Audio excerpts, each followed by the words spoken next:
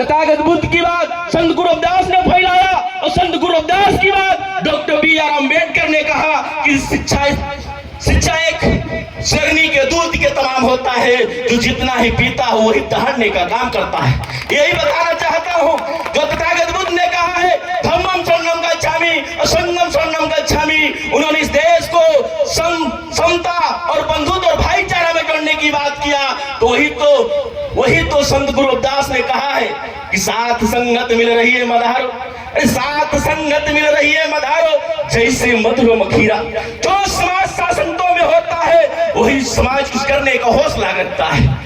जो तथागत बुद्ध ने कहा था कि संगत कैसी होनी चाहिए, जो अच्छे विद्वानों की होनी चाहिए, वही रविदास जी कहते हैं। उसी बात को डॉक्टर बी.आर. अम्बेडकर ने कहा। शिक्षा के बाद उन्होंने कहा संगठित बनने की जरूरत है, तब आप एक एकता में आ जाओगे, एक संगठित हो जाओगे, एक मजबूती लाने का काम करोगे। इस देश की सांप्रदायिक ताकतें आपके तरफ नजर उठाने से पहले कई बार सोचने का काम करेगी। यही मैं कहना चाहता हूँ। बाकी इस देश में संत गुरु रविदास ने आपको जोड़ने का काम कर रहे थे। बाकी इस देश में इतनी खाइयां बना दी गई, इस देश को खंडन कर दिया गया। आपको बताना चाहता हूँ, जातियों के नाम पे, धर्मों के नाम पर इस समाज को बांटने का काम किया।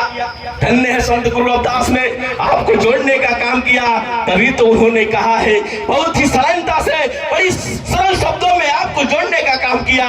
उन्होंने कहा है कि चाहूं ऐसा राज में जहां मिले सबन को अन्न, छोट बोड़ सब सम बसे रविदास रहे प्रसंग। रविदास प्रसंग कब हो सकता है? इस देश के मानव कल्याण की बात होगी, इस देश के लिए बात होगी, समता की बात होगी। रविदास चाहते थे कि ये जातियों की बेड़ियों को तोड़ दो, एक चौपाल पाया कर एक मानवता की पहचान देने का काम करो। ये कौन चाहते थे? ये संत गुरु रविदास चाहते थे। कि संत गुरु रविदास को आज क्या किया जाता है?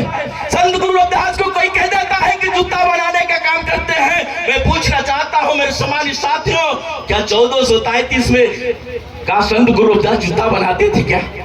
आपने देखा है क्या? आप रिसर्च कर सकते हैं। उस समय कोई जूता का निर्माण ही नहीं हुआ था। जूता का निर्माण हुआ होता तो आपको पता होता कि जो संत गुरु रविदास जूता बनाते थे तो जूता पहनने वाले व्यक्ति का भी नाम आता होगा। ताकि ऐसा नहीं था, वो राजतंत्र था, राजाओं की हुकूमत चल रही थी। उस समय लकड़ी का खड़ाऊ चलता था। बाकी संतों में महासंत संत गुरु रविदास के विचारों को दबाने के लिए इस देश की सांप्रदायिक ताकतें हैं, उनको ऐसे शब्दों से नवाजने का काम किया।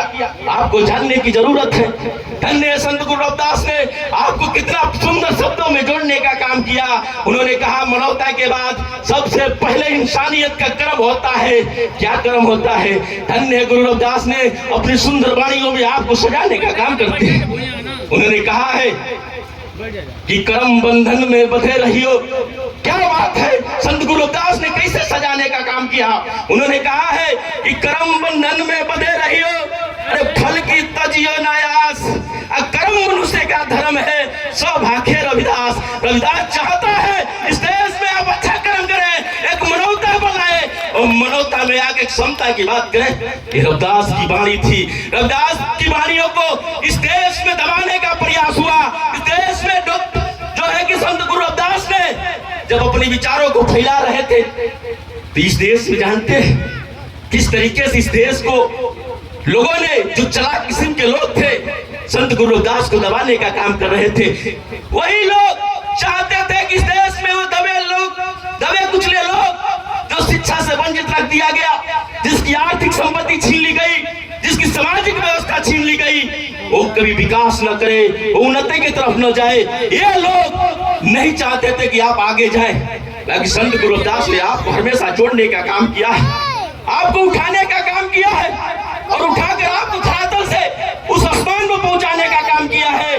तभी भी इस लोगों को इस बात को हजम नहीं होती है। कुछ लोगों ये भी कह देते हैं कि मन चंगा तो कटौती में है गंगा। क्या रविदास जी की वाणी है? ये रविदास जी की वाणी नहीं है सम्मानित साथियों। गुरु रविदास ने कहा है मन चंगा तो बेकार है गंगा। जिस गंगा में स्नान करने जाते हो पता कर लेना इस देश की पूरी गंदगी बहती है। वो गंदगी बहती है, इंसान नहीं नहाता है, वो जानवर नहाता है। इस बात को खंडन में करता हूं। लोग कहते हैं अपनी दुआओं में, बहुत सुंदर